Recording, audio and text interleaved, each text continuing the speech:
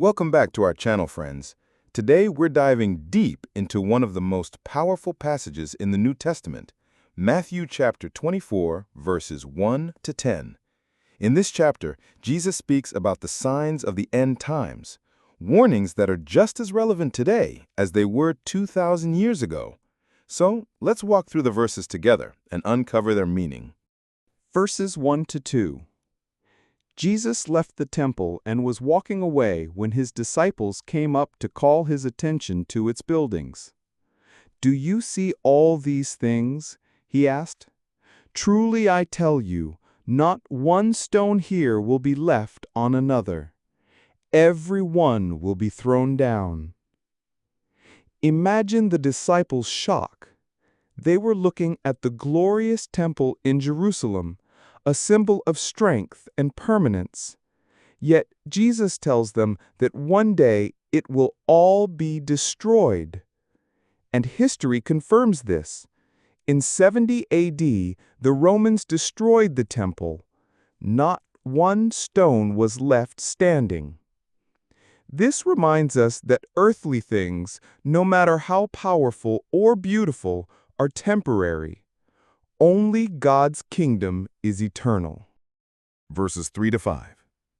As Jesus was sitting on the Mount of Olives, the disciples came to him privately. "Tell us," they said, "when will this happen?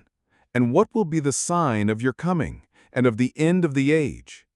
Jesus answered, "Watch out that no one deceives you, for many will come in my name claiming, 'I am the Messiah,' and will deceive many."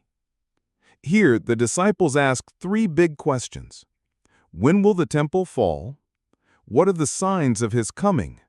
And what are the signs of the end of the age? Jesus warns first about deception.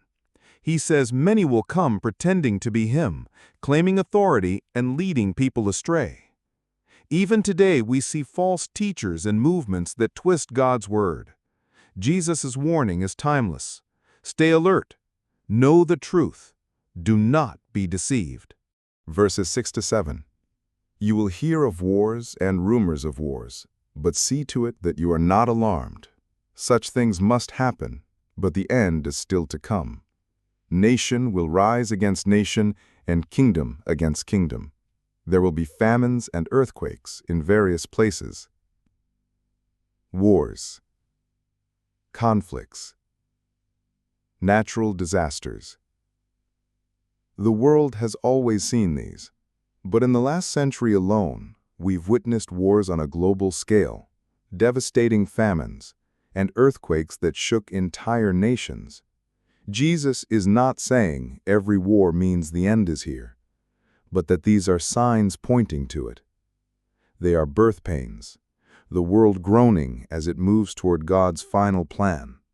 Verses 8 to 10. All these are the beginning of birth pains. Then you will be handed over to be persecuted and put to death, and you will be hated by all nations because of me.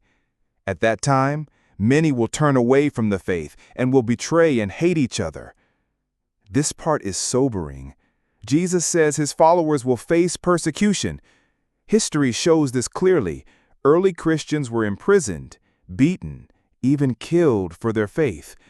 And even today, in many parts of the world, Christians face hostility simply for believing in Jesus.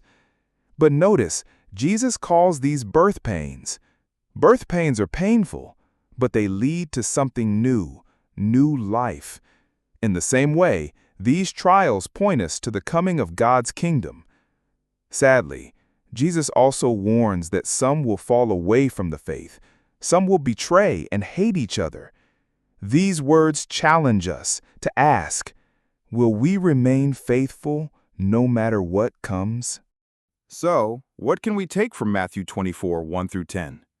Don't put your trust in earthly things. They won't last.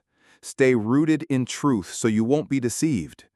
Do not fear wars and disasters. They are part of the world's story, but God is in control.